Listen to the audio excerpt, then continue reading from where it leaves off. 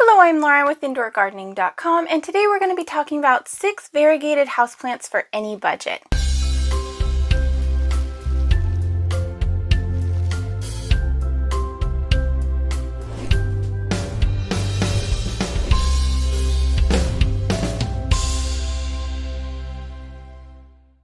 Variegated houseplants are taking the market by storm. They have been going crazy in popularity for the last couple of years. They are ever increasing.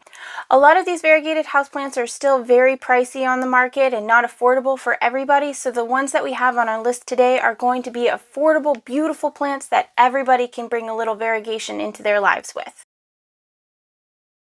First up, we want to talk about the variegated lipstick plant. This plant does not get enough hype and is completely underrated.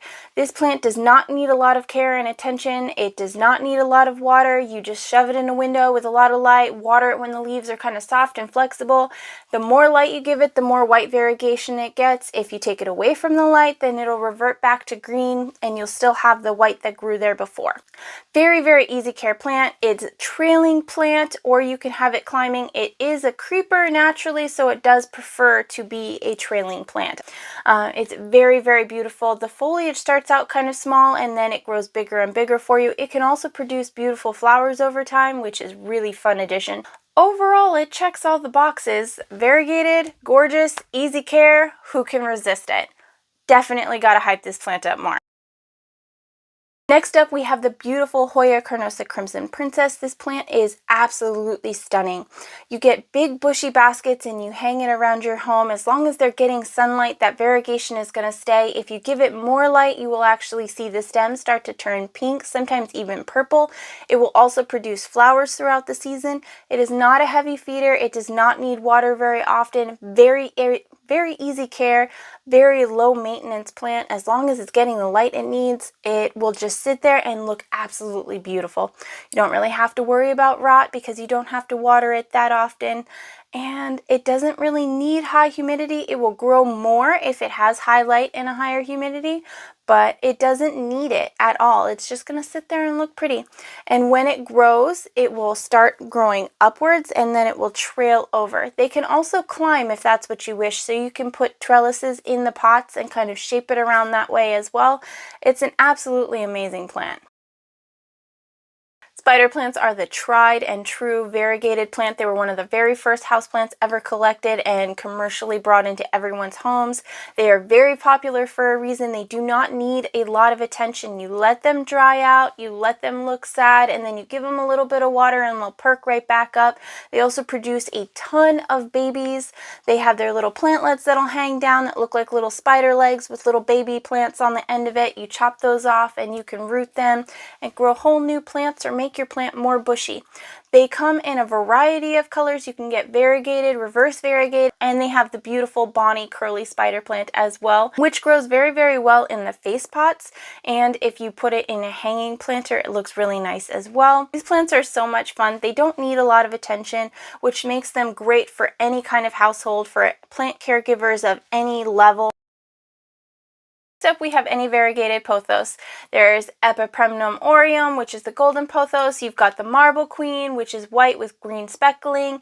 Then you have segmented variegation with the pearls and jade, or the mandula.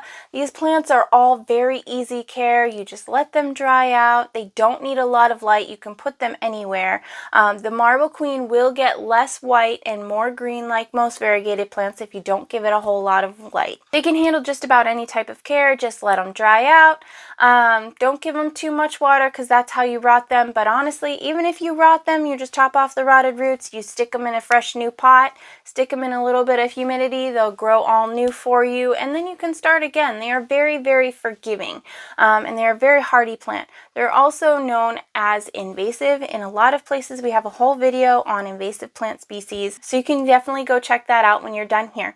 But they are known as invasive species, and that means that they are very, very hardy indoors. You shouldn't plant them outside, but inside they never stop growing.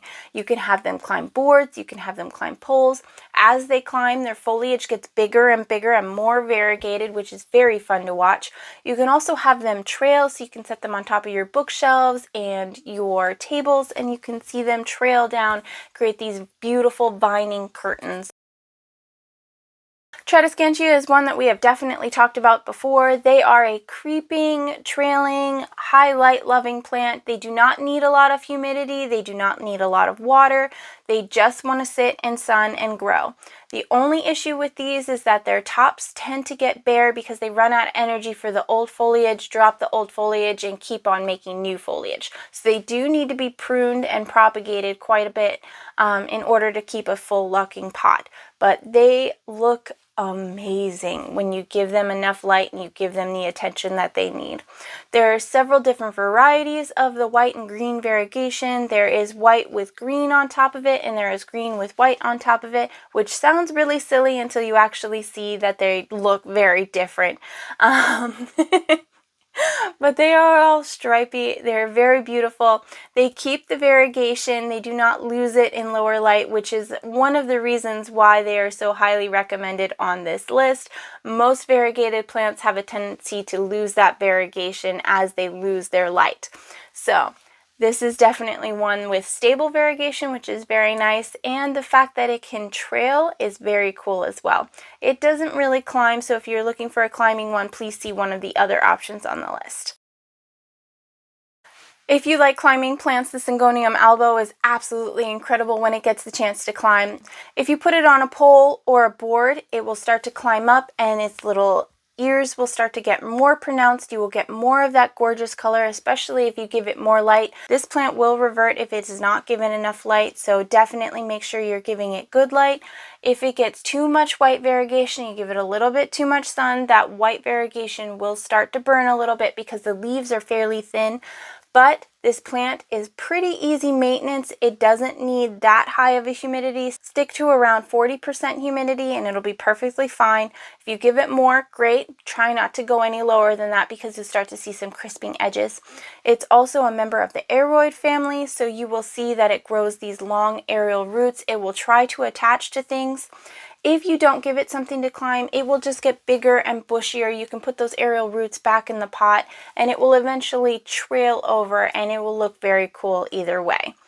It's a very, very versatile plant, very easy care. Because it makes these aerial roots, it doesn't need a lot of water, it doesn't need a lot of fertilization. What it does need, it tends to pull out of the air with those aerial roots, so that is pretty incredible too. If you do want it to grow faster, just give it a little bit more light and a little bit of fertilization and it'll go a long way with this plant. Don't forget to check out indoorgardening.com where we've got more information there for you and we're always happy to help. Thank you so much for watching and we'll see you in the next one. Bye!